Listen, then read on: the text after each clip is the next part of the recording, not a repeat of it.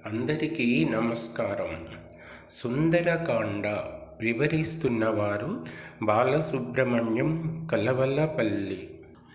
కూజంతం రామ రామేతి మధురం మధురాక్షరం ఆరుహ్య కవితాశాఖాం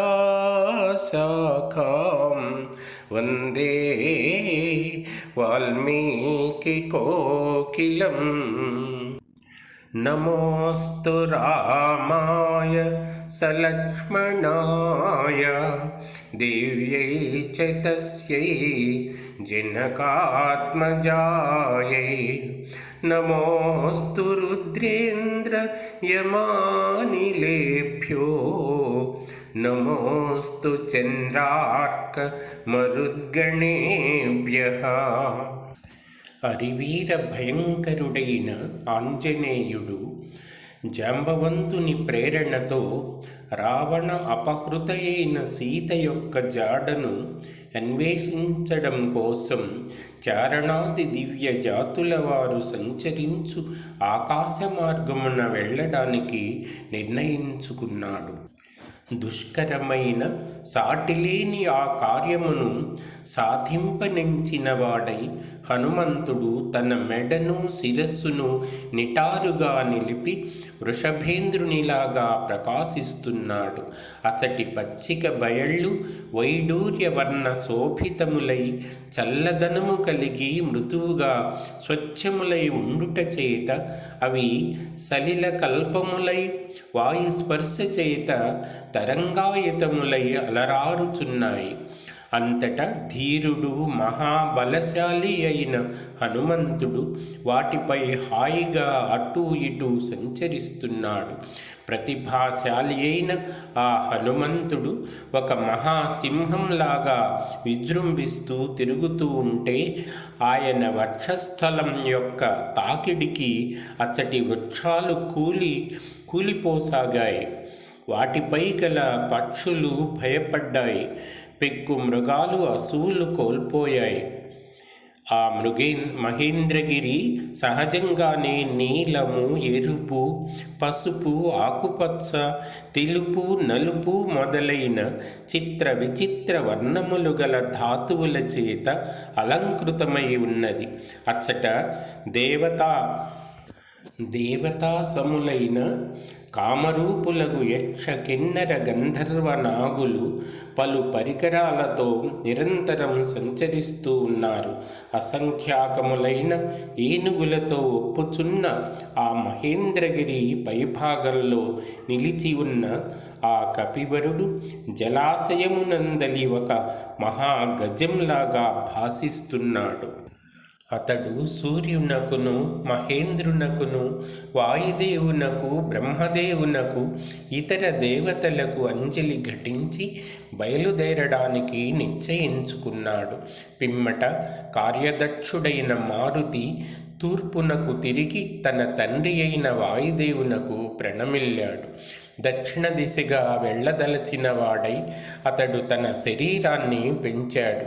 రామకార్య సిద్ధికై సముద్రమును లంఘింప నిశ్చయించుకొని వానరవీరులందరూ చూస్తూ ఉండగా అతడు పున్నమి దినములలో ఉప్పొంగే సముద్రునిలాగా వృద్ధి చెందాడు.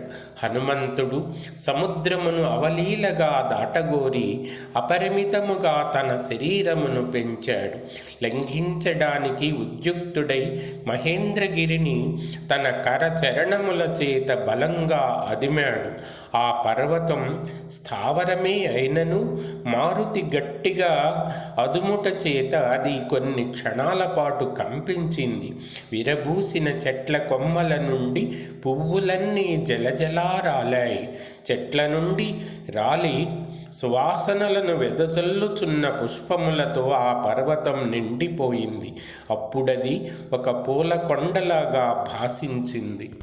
ఆ మహావీరుని చేత అదుమబడిన ఆ పర్వతం ఒక భద్రగజము మదజలమునులాగా జలధారలు స్రవింపజేసింది. మహాబలశాలి అయిన ఆ మారుతి చేత అదుమబడిన మహేంద్రగిరి తన పగుళ్ల నుండి బంగారు, వెండి, కాటుక ధారలను వెలిగ్రక్కింది. ఎందుకంటే అగ్ని యొక్క సప్తార్చులలో మధ్యమార్చి అనేది సులోహిత. దాని జ్వాలల నుండి పొగలు వెలువడుతున్నట్లుగా ఆంజనేయుని చేత అదుమబడిన ఆ మహేంద్రగిరి నుండి పెద్ద పెద్ద ఎర్రని శిలలు ముక్కలు ముక్కలుగా బయటపడసాగాయి. ఆ గిరి గట్టిగా అదుమబడుట చేత దాని గుహలలో అంతటా నివసిస్తున్న ప్రాణులన్నీ మిగుల నలిగిపోయాయి. వికృత స్వరాలతో గగ్గోలు పెట్టాయి. శైల పీడకు లోనైన వివిధ ప్రాణుల ఆక్రందన ధ్వనులు పృథ్వీ అంతటా వ్యాపించాయి. ఉపవనములలో దశ దిశలలో కూడా వ్యాపించాయి. స్పష్టంగా వ్యక్తమవుతున్న స్వస్తిక లక్షణాలు గల విశాలమైన పడగలతో భయంకరంగా విషాగ్నులను గ్రక్కుచూ సర్పములు తమ కోరలతో శిలలను కాటువేస్తూ గట్టిగా పట్టుకొన్నాయి. బుసలు కొడుతున్న విషసర్పాల కాటుకు లోనైన ఆ గండశిలలు విషాగ్ని కీలలతో మండుతున్నాయి.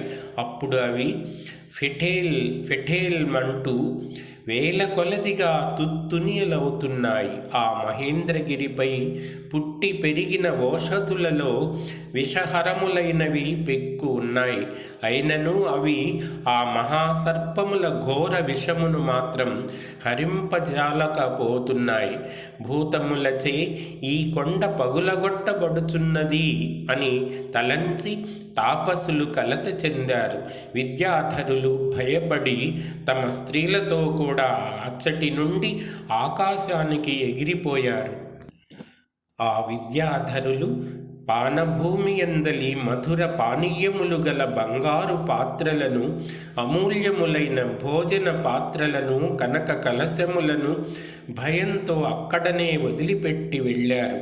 వారు లేహ్యములను, రుచ్యములైన భక్ష్యములను, బాగుగా గుజ్జు కలిగిన వివిధ మధుర రస ఫలములను, ఎద్దు చర్మములతో చేయబడిన డాళ్లను, బంగారు పిడులు గల ఖడ్గములను అక్కడనే వదిలిపెట్టి వెళ్ళిపోయారు. వారు గళములలో కంఠహారములను, ఎర్రని పూలమాలలను ధరించి ఉన్నారు. శరీరములపై ఎర్రని చందనములను అలందుకొన్నారు. సహజంగానే ఎర్ర తామరల వంటి వారి కన్నులు మధుపానము చేత ఇంకనూ ఎరుపెక్కి ఉన్నాయి. అలాంటి విద్యాధరులు మిక్కిలి భీతితో ఆకాశమునకు ఎగిరారు.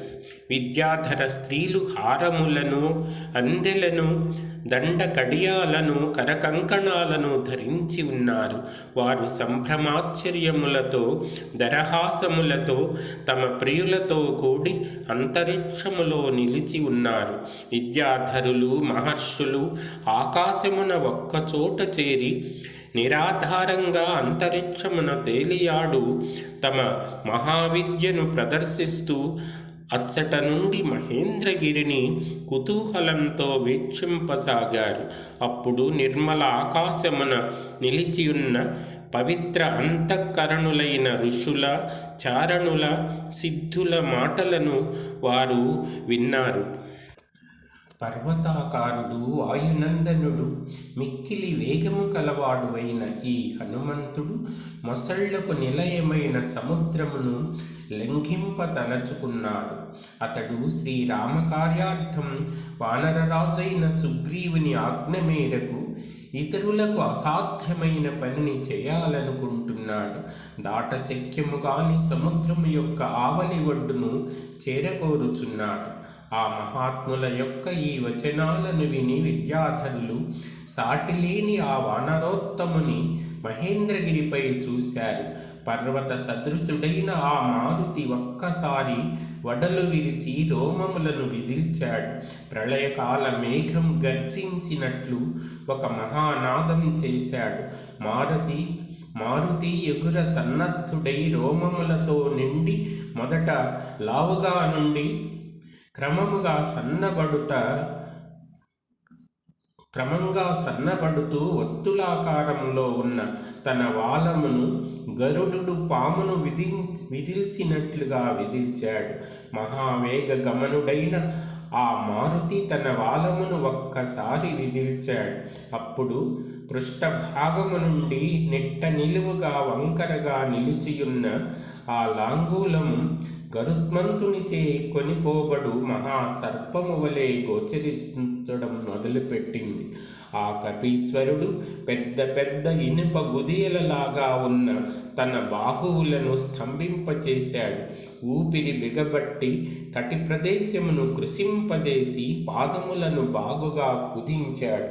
శుభలక్షణ సంపన్నుడైన ఆ మారుతి తన భుజములను మెడను కుదించాడు. అప్పుడు ఆ వీరుని యందు తేజస్సు, బలము, పరాక్రమము నిండారింది. ఆ మారుతి చూపులను పైకి ప్రసరింపచేస్తూ తాను వెళ్ళవలసిన మార్గమును దూరము నుండి పరిశీలిస్తూ ఆకాశమును నిశితంగా చూస్తూ ఉచ్ఛ్వాసమును హృదయమునందు బిగబట్టాడు. మహాబలశాలి అయిన ఆ కపివరుడు పాదములను నేలపై దృఢంగా మోపి చెవులను రెక్కించి పైకెగరడానికి సన్నద్ధుడయ్యాడు. వానర శ్రేష్ఠుడైన హనుమంతుడు అంగదాది వానరులతో ఇలా అన్నాడు: వాయువేగమున సాగిపోవు రామబాణంలాగా నేను మిక్కిలి వేగంగా రావణునిచే పాలింపబడుచున్న లంకకు వెళ్తాను. అచ్చట జానకీ మాతను కాంచజాలనిచో అదే వేగంతో సురలోకమునకు పోతాను.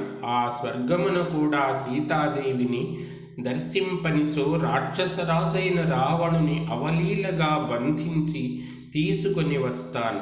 ఏది ఏమైనా కృతకృత్యుడనై సీతతో సహా తిరిగి వస్తాను. లేనిచో రావణునితో సహా లంకను పెకళించుకొని తీసుకొని రాగలను. వానరోత్తముడైన హనుమంతుడు తన తోటి వానరులతో ఇలా పలికి మిక్కిలి వేగంగా సాగిపోగల ఆ మారుతి ఎట్టి జంకు గొంకులు లేక అతి వేగంగా అంతరిక్షమునకు ఎగిరాడు. అప్పుడు ఆ కపీశ్వరుడు తనను గరుత్మంతునిగా భావించుకున్నాడు.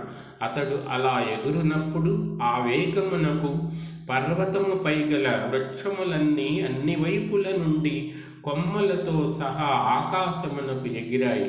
మదించిన కొక్కెరలను, కొంగలను, పువ్వులతో నిండిన వృక్షములను తన ఊరు వేగమున వెంటగొనిపోతూ నిర్మలమైన ఆకాశమున అతడు పురోగమిస్తున్నాడు. సుదీర్ఘ యాత్రకు బయలుదేరిన ఆత్మీయుని వీడ్కొలుపుటకు ప్రియబంధువులు కొంత దూరం అనుసరించినట్లుగా ఆ కపివరుని ఊరు వేగమునకు పైకెగిరిన వృక్షములన్నీ ఒక ముహూర్త కాలం అతనిని వెన్నంటాయి.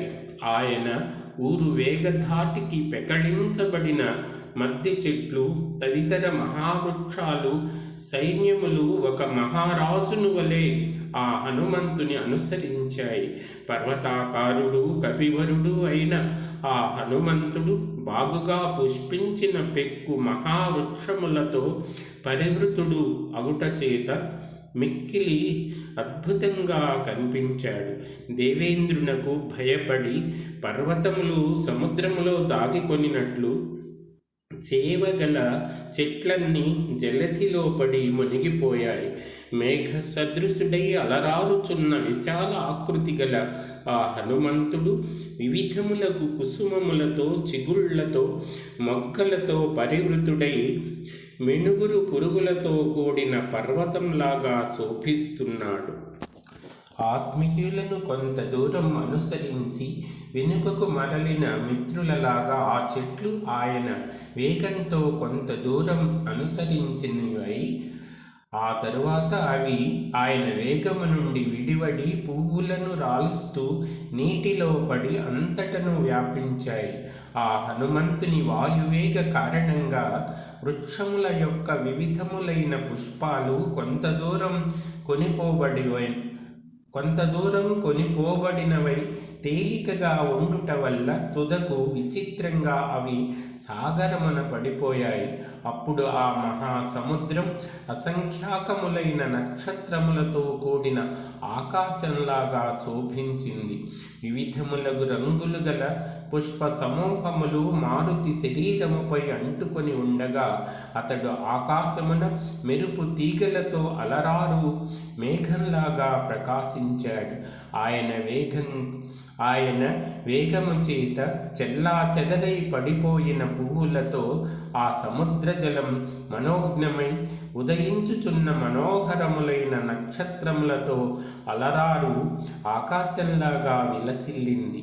బాగుగా చాచబడినవై అంబరమున అలరారుచున్న ఆ మారుతి 2 బాహువులు పర్వతాగ్రము నుండి వెలువడిన 5 పడగల సర్పములాగా భాసిస్తున్నాయి. మహావేగ గమనుడైన ఆ కపివరుడు ఉత్తుంగ తరంగములతో అలరారు ఆ సముద్రమును తన ఛాయ ద్వారా జుర్రుచున్న వానివలే మహావేగ గమనుడైన ఆ కపివరుడు ఉత్తుంగ తరంగములతో అలరారు ఆ సముద్రమును తన ఛాయ ద్వారా జుర్రుచున్న వానిలాగా ఒప్పారాడు. ఇంకను అతడు ఆకాశమును పానము చేయగోరు వానిలాగా భాషించాడు.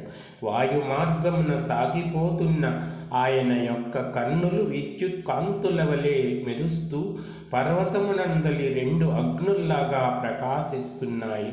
వానర శ్రేష్ఠుడైన మారుతి యొక్క నేత్రములు పింగళ వర్ణము కలిగి మిక్కిలి విశాలములై గుండ్రముగా విలసిల్లుతున్నాయి. అప్పుడవి ఉదయిస్తున్న సూర్య చంద్రుల వలె భాసించాయి. ఎర్రని నాసిక గల ఆయన ఎర్రని ముఖమండలము సంధ్యారాగ సంశోభితమైన సూర్యమండలంలాగా విలసిల్లుతూ ఉన్నది. ఆకాశమున తేలిపోతున్న వాయుపుత్రుని యొక్క వాలము మహోన్నతముగా నిలిచి పైకెత్తబడిన ఇంద్రధ్వజము వలె శోభిస్తూ ఉన్నది.